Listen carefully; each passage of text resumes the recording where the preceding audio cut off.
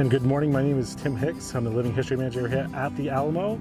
And one of the Living History programs that we do here that I partake in a lot is the cooking demonstrations or foodways. Of course, here at the Alamo, we do Living History here every day. And today for Hispanic Heritage Month, we're going to do a historic recipe called Chiles En Nogada.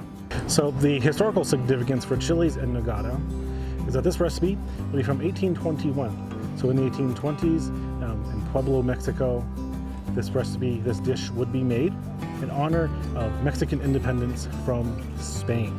And of course, this dish would also represent the Mexican flag.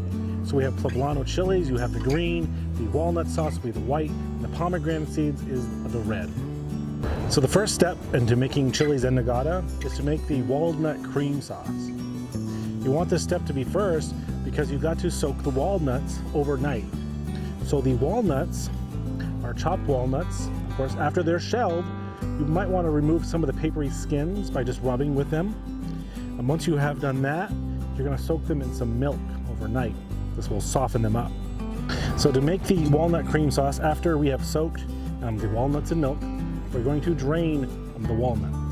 Now, of course, traditionally, to grind the walnuts up, they're going to use a motto and metate. But for today's traditional sense, just use a blender at home. It'll be much, much easier. So drain the walnuts from the milk, put the walnuts into the blender. Along with that, you're going to put some queso fresco, some cheese, a whole block of queso fresco. You're also going to add some crema, or you can use sour cream and a little bit of sugar, and then blend it up. And it's going to basically be a nice thick sauce. And that is what you're going to use to cover the chilies with, and then of course finish it with the pomegranate seeds and parsley. So that will be your finished sauce at the end. So the next step to making the Chiles En Nogada is we're going to prepare the Picadillo Filling. Again, this is a family recipe, so the fillings across the countries in Mexico are all going to differ. So for this one, in our Dutch oven, of course if you have a casserole dish you can use, we are going to use about a ½ pound each of ground beef and ground pork.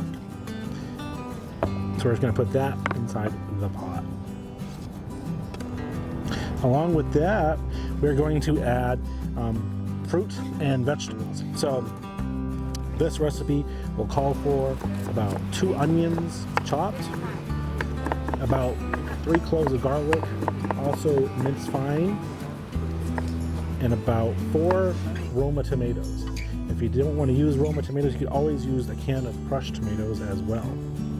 For the fruit filling, we're going to add about 2 peaches, 2 pears, and about 1½ of a tart apple, or you can use a golden delicious apple. And that will be our Picadillo filling. So it's basically dump and go. Everything goes into the pot, and we'll put this on the fire and let it simmer and get all that fruit to be basically all melded together and be nice and soft so we can stuff our chilies. So I'm gonna go put this on the fire. So now that we have it on the fire, we're just gonna let this sit. We're gonna give it a good mix.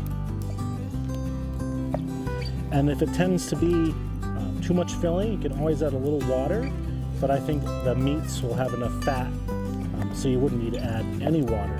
There should be enough liquid in here.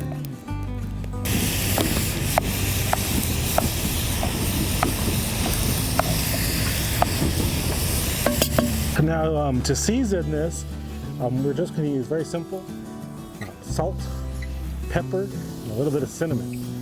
Again, every family would have a different spice combination. This is what we're using today.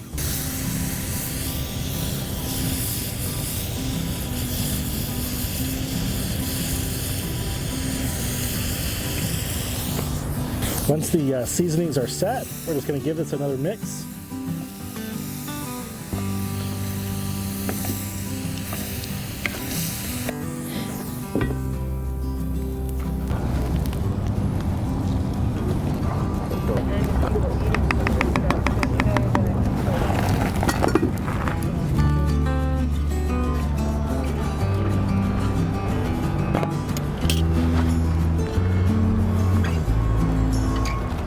So after we've made the Picadillo filling and simmered on the stove or on the hot fire for a good hour, this is what it's going to look like. So all the fruit, tomatoes, everything is softened up.